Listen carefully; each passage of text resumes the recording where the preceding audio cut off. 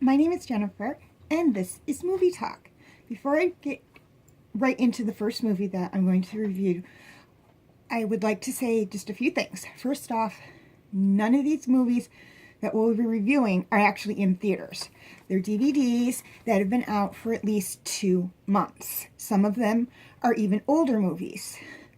So I'm really only doing it that way, so if I accidentally give away any spoilers, at least you've had a chance to see the movies. Second, you can feel free to leave comments and questions in the comment section. I just have 2 rules on that. A, I would like very tasteful questions, and they don't have to be questions about the movie. If you see something in the background that you have a question about, feel free to ask. Just, keep it tasteful. And B, please be respectful with your comments. Respect me and respect each other. I don't want to see any negative, hurtful comments on this site. If somebody loves a movie that I am talking about and you don't, or I'm giving a movie a positive praise and you don't like the movie, do not do any negative comments, please. And vice versa. If you happen to love a movie that I'm talking about and I don't really praise it, now I'm not going to say I don't hate a movie because these are all movies that I like. Either like them or I love them. I don't hate them. So I'm not going to be like saying, oh, this was a terrible movie. But if you happen to love a movie that I'm reviewing and I just say, it's kind of okay. I like it, but I'm not going to say I love it. Or someone says they hated the movie, again, no negative comments. If you can't say anything nice, don't say nothing at all, as Thumper said in Bambi. So here goes. We're going to get into our first movie, and it is one of my personal favorites, Dragonheart. Now, this movie was made in, let me see if I can find the date, 1996, so it is over 20 years old. Still a very good movie. It stars Dennis Quaid, David Thawris, and if I mispronounce an actor's name, I apologize. Pete Potwell, Julie Christie, and Diana Meyer. And it also stars one of my personal favorite actors, Sean Connery. Now, this movie is set in medieval England, and it is primarily about a knight named Bowen, who's played by Dennis Quaid, and by a dragon who is voiced by Sean Connery. It starts with the knight training the young prince. I forget his name. Maybe let me check. Maybe it says right here.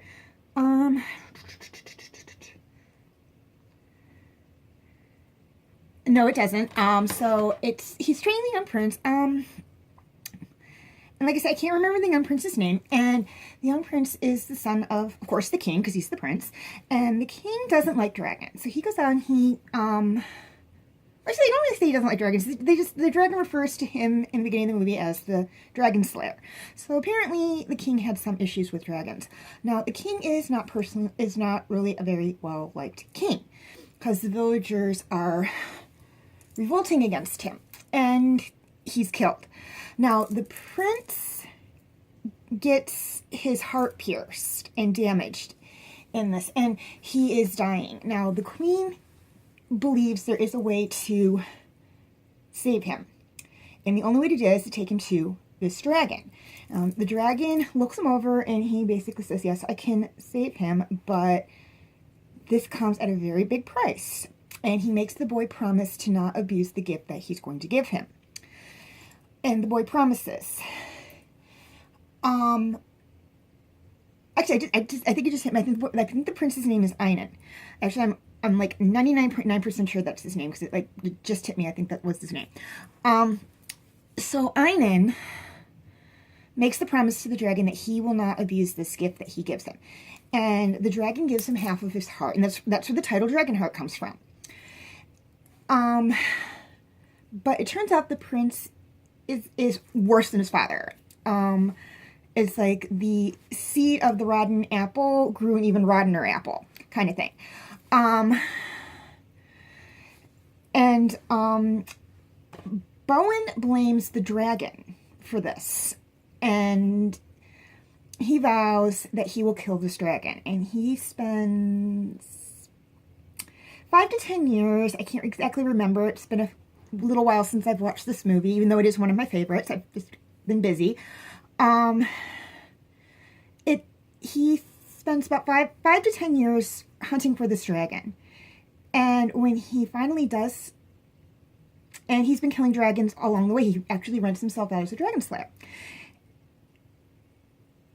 And he meets this monk called Brother Guilford, I think was his name. I can't remember. And Brother Guilford's searching for Avalon, which is, very prominent in, medieval times of this, and it's mentioned very much in medieval poetry from that time period. And so it's mentioned a lot in movies that take place in this time period. Those of you who don't know, Avalon is the supposed resting place of King Arthur, and it's also the home of Oberon and his children. But, we'll talk about that later. Maybe in another video I'll talk about it. Because it's not really prevalent in this movie. It's just kind of mentioned. And they do go there. But it's not really like a big thing in the movie. It's mentioned, and a scene or two takes place there. That's about it. And so Bowen agrees to let Brother Guilford travel with him, because Brother Guilford is not only a monk, he is a traveling historian and a traveling poet. He's not a very good poet, but he's a traveling poet. And he's like, yeah, you can come with me. It'll be good company, kind of thing. So they go on this journey, and they come across the dragon. And he doesn't know that this is the dragon he's looking for. But this dragon does tell him that he is the very last one of his kind. And they kind of get in a fight, and the dragon has him in his mouth, and he has his sword in the roof of the dragon's mouth. And it's they're in this stalemate kind of thing. And the dragon offers Bowen a deal. He's like, look, we're both in a lose-lose situation here. If you win, you're out of a trade. If I win, I have to wait around for the next would-be dragon hunter to come looking to carve a name out of my hide. And that is a direct quote from the movie. I just couldn't do it with Sean Connery's accent. So they strike a bargain. They go to these little villages by lakes, and Bowen sets up this crossbow thing after the villagers pay him up front, and he shoots down the dragon. The dragon swims under the water, comes out away from the village, and then they go on to the next village. Beforehand, of course, to make the need for this, Draco will attack, maybe steal some livestock, and burn down a couple of buildings. Not really attack the people, but, just cause a panic. So Bowen's services are needed. Trying to think here. Okay, so after the first one, they're talking, and he keeps calling the Draco the dragon, because he doesn't know what else to call him. He's like, stop calling me dragon, I have a name. And just as he goes to tell him, he gets hurt, and this is because Einan gets stabbed by this girl, and we'll get back to her later. And I will get back to why Owen getting stabbed hurt Draco. So, after Draco wakes up from this, and Bowen was keeping an eye on him, Bowen says, I have thought of a name for you. And he points to the constellation of Draco, which is Latin for dragon. And he says, those stars are called dragon in the scholar's tongue. Now, scholar's tongue in that time period would be Latin. So Draco says, oh, so instead of calling me dragon in your tongue, you're going to call me dragon in someone else's tongue. And Bowen basically says, you're right. So he's like, no, I would be honored to be named after those stars. And I will get back to why he would say that in a minute. So they go to the village Kara lives in. Kara is the girl that stabbed Owen. And she's back in the village. Einan's mother sets her free because Einan wants to marry her, and she doesn't like him. And his mother is not going to see her in the same trap she was in all those years with Einan's father. So basically, she's trying to rally the villagers to fight Einan, and they don't want to have anything to do with it because her father did the same thing 5 to 10 years ago, and it cost them everything when Einan got to power. So Bowen shows up, and the villagers say they can't pay him because the person in charge of their village would just blame everything, the damage on them. Even if the dragon's right there in front of him, he's going to blame the villagers for the damage and take the money out of their pockets. So I don't know if he actually gets paid for this because they don't really show anything, but he convinces them to do a maiden sacrifice to Draco, and they choose Kara because, you know, she's the one who's stirring up the trouble, basically. She had that bad fortune. And Draco kind of becomes friends with her after he kidnaps her, and then she inadvertently becomes friends with Bowen and Brother Guilford, who meets back up with Bowen at the third village, and their plan kind of falls apart because the lake isn't very deep. So Draco can't sink to the bottom and swim away. So their scheme's kind of there. He takes them to Avalon, and he tells them the story of the stars. And this is where I said I'd get back to it.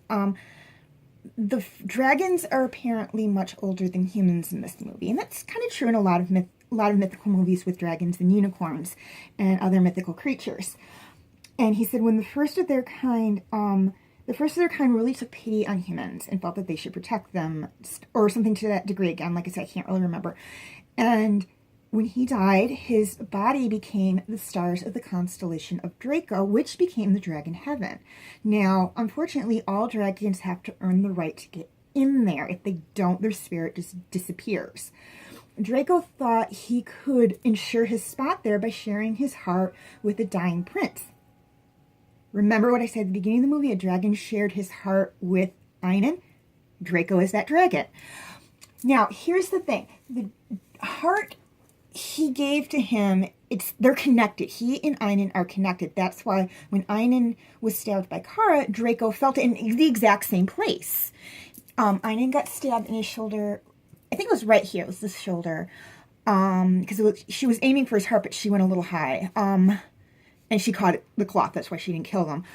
And Draco felt it in the exact same shoulder, exact same spot. Like pinpoint same spot. And I'm trying to think here. So Draco agrees to go back with Kara and fight Einon. Bowen doesn't really want to go. He is not happy about it because Draco knew about his issue with the dragon that saved Einon. He didn't come on and say anything. But if I was in Draco's claws, I probably wouldn't say anything to this guy either because, you know, how do I know that he's not going to turn on me because I know he hates me so much? So Draco agrees to go back with him, and something convinces Bowen to come back. Now, Bowen is a knight of the Old Code, and I don't really know what the Old Code is, but it basically means that the knights sworn to valor and will uphold justice and everything, so I'm pretty sure it's the Code of Camelot. And Bowen hears this voice, and I think it's King Arthur that's speaking to him, which if I'm right, it'd be really cool. And he agrees to go back and train the villagers. Now, here's the thing. The queen has hired dragon slayers because they know that a dragon's helping them. Now, here's the thing. The heart, like I said, connects them. Now, unfortunately for Draco, now, I'm getting ahead of myself here. Now, like I said, the heart connects them and they feel each other's pain. Now, that means they also have to share each other's death. And if they kill Einon, Draco will die. Now, unfortunately for Draco, Einon can't be killed because Draco's half of the heart has the life source, the life half. So to kill Einon, Draco has to be killed. Einon figures this out, and he doesn't want the dragon killed. He just wants it held. Bowen breaks in to rescue him, and because the dragon shot down over the castle, and Draco tells him all this. He's like, you have to kill me, and if you won't kill me to save your friends, maybe you'll kill me to save yourself. So he goes to attack Bowen, and Bowen doesn't want to kill him because this is his friend. This is like probably his best friend, even though they've only known each other for a short amount of time. And so he doesn't really want to do this. And he eventually does kill him, and this is the coolest part of the movie. Right after he kills him, everyone gathers around this dead dragon, and Bowen says to Draco, what do we do now, Draco? Where do we look? And you see Draco disappear into these golden little twinkly lights, and it's so beautiful. And you hear Draco's voice, and he says, to the stars, Bowen. And then these golden lights go up to the constellation Draco, and you see all these little stars come down and come around, and then they all go back, and there's a burst of light and the image of a dragon that looks exactly like Draco. I mean Draco the dragon that had died appears in there briefly, and then it goes back to the way the stars were. And then Brother Guilford narrates the end of the movie and says that Kara and Bowen lead the kingdom into an era of peace and prosperity. And that's how they end it. And whenever times got hard, Draco's star would shine the brightest for those who knew where to look for it. And just the way they ended it was just so beautiful. And this was just such a sweet movie, and probably, in my opinion, one of the best dragon movies. Sorry, I thought I heard something. One of the best dragon movies that has been made since The Flight of Dragons. Really. And I love The Flight of Dragons too, and I will review that movie at some point, so don't worry about it. And I really did love that. That was a movie I grew up with. This one really wasn't. But so for me to say that this movie is probably on par with that one is really to say something, because The Flight of Dragons is a movie from my childhood. And this one kind of came out later I saw it later in my childhood, more like when I was a teenager, so I really don't consider that my childhood, because I was already a teenager at the point. I mean, some would argue, yeah, your teenage years are still part of your childhood years. I don't. I say teenage years are separate from the childhood years, because it's kind of the transition years, but I'm digressing here.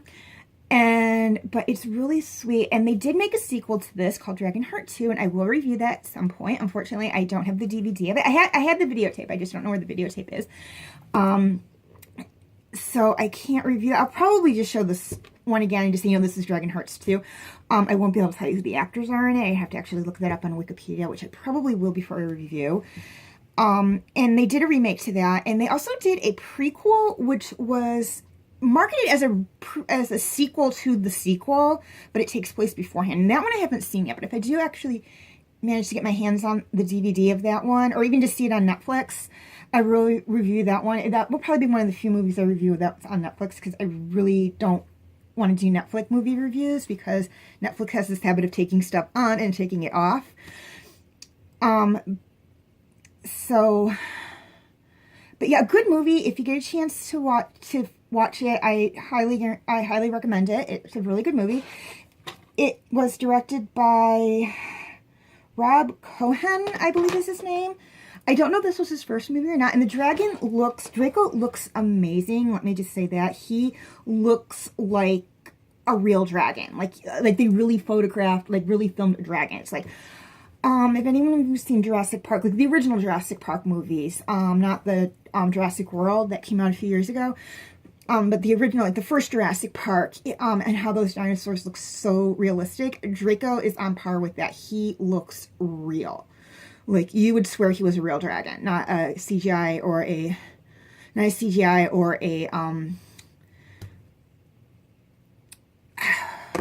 forget the word, not a CGI or not a fake dragon. You would swear he was a real dragon. He looks really good. So I'm going to wrap up this review. I'm Jennifer. Thank you for watching my movie review, and I will see you again next time. I will try to have a review posted every Friday if I can. If not, I will give you a heads up. If I know in advance I won't be able to do it, and I will let you know when the new review's coming out. If I can't, like if something comes up and I just don't get around to it, because I do work and I do have other commitments to things, and I don't get a chance to tell you that I'm going to be back, like maybe I get home from work and I'm just tired and I just don't have a chance to do it, and I just have a block of work days, I will let you know in advance if I can, and if I can't, I will let you know, oh, this is what held me up last time and I apologize for it. So I will see you next time. Please comment and put your questions. I will try to answer some questions in the next video if I have any good ones. Do not ask me to like do a character and stuff, because I can't do that. I can give you my thoughts on a character, and on their role in the movie, but I can't give you like an in-depth character report. This is very much amateur. I mean, I'm recording this on my cell phone.